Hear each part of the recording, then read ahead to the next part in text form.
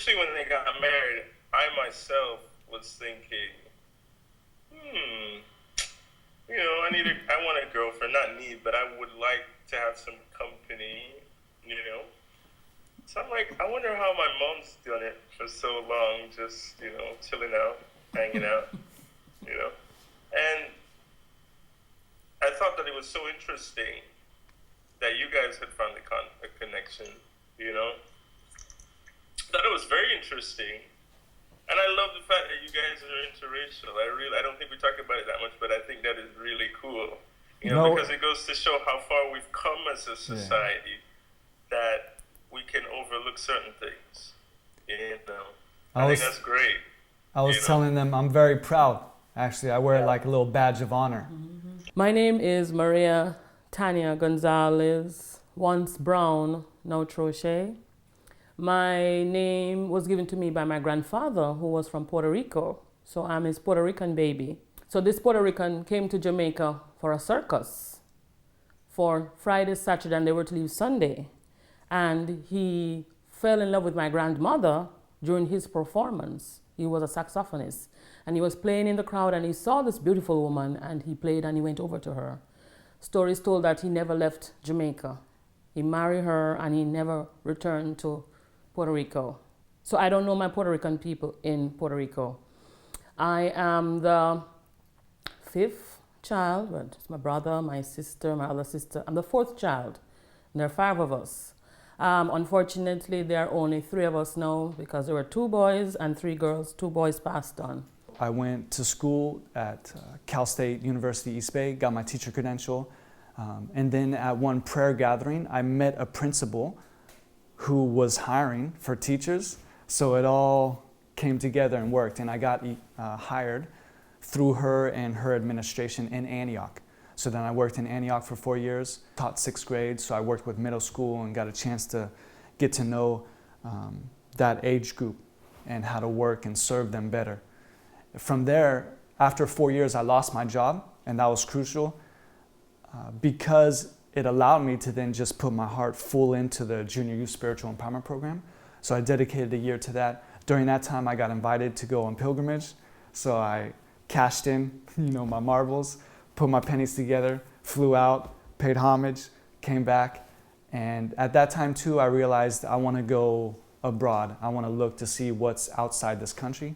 So I contacted a few friends who said, you can look into the School of the Nations in Macau. I applied to that and thankfully got hired. And once I moved there, that's when I first met Maria. I got 2 job offers. One was for a school in India. One was for a school from Macau. I chose India. Huntley chose Macau. I wanted to go to India because for me, India was closer to Jamaica. They were going to pay 100% for Huntley, meaning all his school fees, all his flights to and fro India. With Macau, I would have to pay for Huntley's school fee plus all his flights. So for me, financially, India was going to make more sense. Huntley insisted that I take him to Macau. He said, if you don't take me to Macau, I'm going to go there by myself. And this is a 15-year-old being deviant, and he's crying every day, he's crying every day. And so when I took the job and I landed in Macau, Amanda came, met me, shook my hand, and he said, I'm a grade 4 teacher, and you're the second grade 4 teacher. Together we're going to work. That's how I met him, because we were team teachers. I had 20, he had 20 students, 40 students who were Chinese speakers. And we were to teach them core subjects at the elementary level through English. And remember, their language is Chinese. So we had to crack that code and have them understand that we are going to be learning English and speaking English. He and I, we spent a lot of time together brainstorming what will work, what won't work. And then we just decided, why don't we just change our lesson plans to life plans? When I came back for that month to visit family and friends in this area, I went to San Francisco. I have a very good friend, his name is Omar, he's in San Francisco, and he's very, very spiritually in tune. When I was visiting with him, we were at his home just talking, and before I was saying my goodbyes, he said, Armando, I really appreciate what you've done for me. I love you, the Lord loves you, and he says he's going to give you a wife, and she will be Christian. Prior to that, she had expressed feelings So I knew how she felt, and I was also considering what Omar had told me. And one day I was visiting her in the classroom, and she said, "The Lord says you have something to tell me." So I said, "Maria, when I was back home, my close friend Omar told me this," and she said, "That's what you needed to tell me." Also, there were days when I could not find Huntley. Huntley, where are you? I'm with Armando. What are you doing with Armando? Well, we're having lunch, or we're just going for a jog, or we're by the beach walking. So I'm teaching with Armando, and when I can't find my son, he's hanging out with Armando. And Huntley would say, "Why don't you invite Armando over for dinner? He's such a cool guy, you know?" So I'm very happy to be with Maria in several ways, but again, speaking to that point, in terms of, you know, being me of the white race, she of the black race, I'm very happy because life has not gotten past prejudice, life has not gotten past stereotypes, and I'm very happy to be a living example of a couple who, you know, is just going about life right, and as an example for others to see that it's very doable, very possible, and very praiseworthy for two people of different races to be together and spend life together. Every day is a work in progress for us. You know, we get up, we have our dialogue, what works, what doesn't work, and how we're going to overcome. A little thing was written on Facebook, and we joke about it all the time. Negative people see problems in every solution. So we always, every time someone is going to go off negative, and we say it together, negative people see problems in solutions. Some of the things that I initially think of that bring Maria and I together are God, religion, spirituality, prayer, a desire to learn.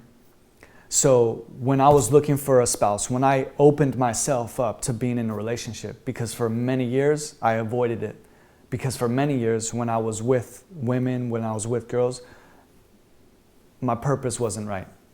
I was only in it for a physical attraction, physical need, physical desire.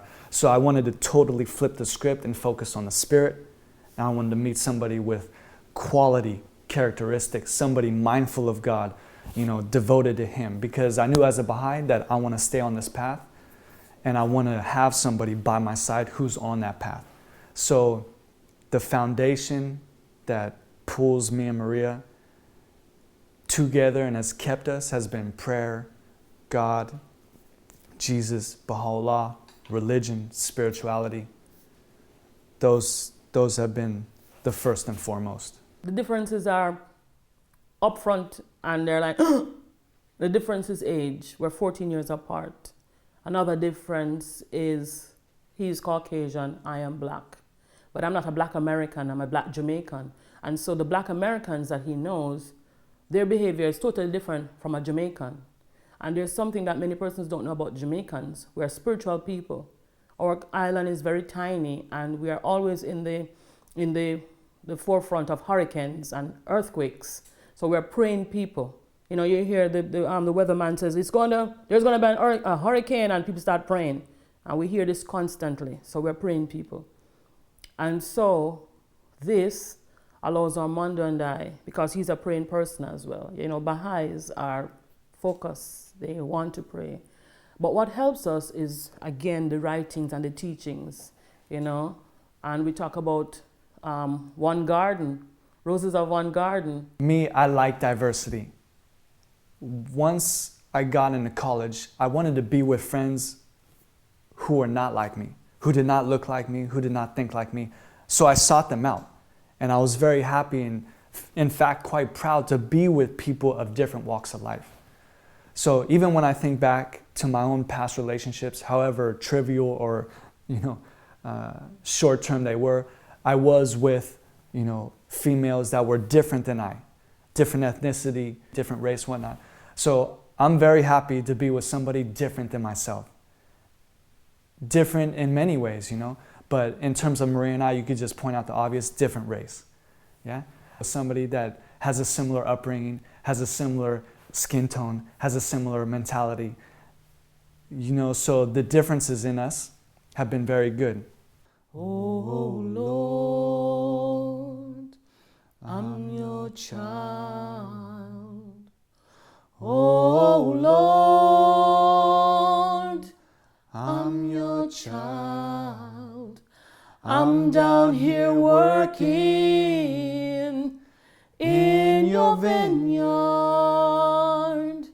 Can't do nothing till you come. And I believe, yes, I believe. My son is my family, and he was already on board with Armando, totally sold. You know, he said, Mommy, if there's one good person in this world, it's Armando. I trust him with my life. Then he said to Armando, all I'm asking you to do is to be straight up. So for me, he never had many persons to go through, because I was feeling like an orphan at that time. When it was his turn, his mother is totally supportive of Armando. And, you know, when he realized he was serious about me, he went home. He took a flight and he went home to tell them of his intentions. And it was a surprise trip. His mom was in the kitchen and she turned around and saw her son standing in front of her. She said to me, when I saw him standing in front of me, I know he had something to tell me. She said, I just knew it. So she was totally for it 100%.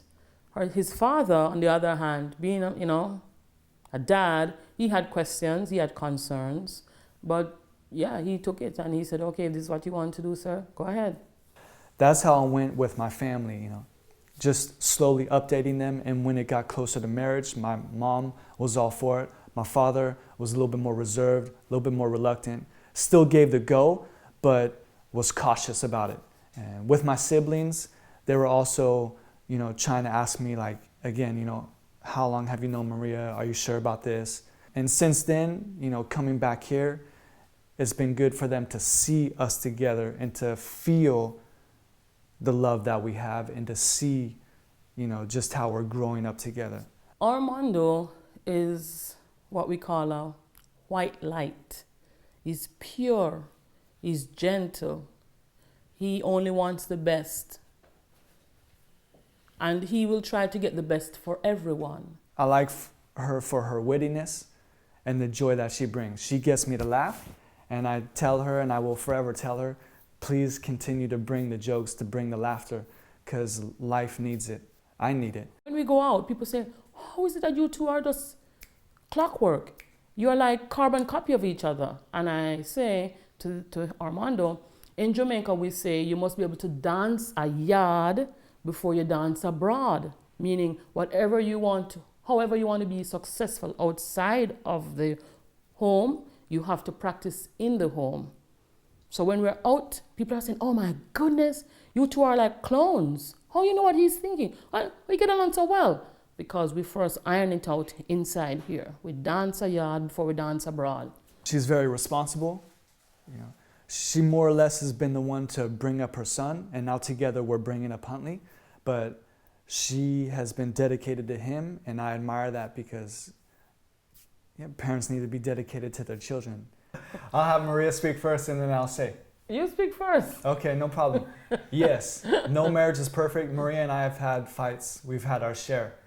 Early on, recently, and no one wishes for it. It's always troubling when it happens. Sometimes it's something that in hindsight is very trivial. Sometimes it's very major. But I think what I find is what triggers me is I feel insulted or I feel disrespected.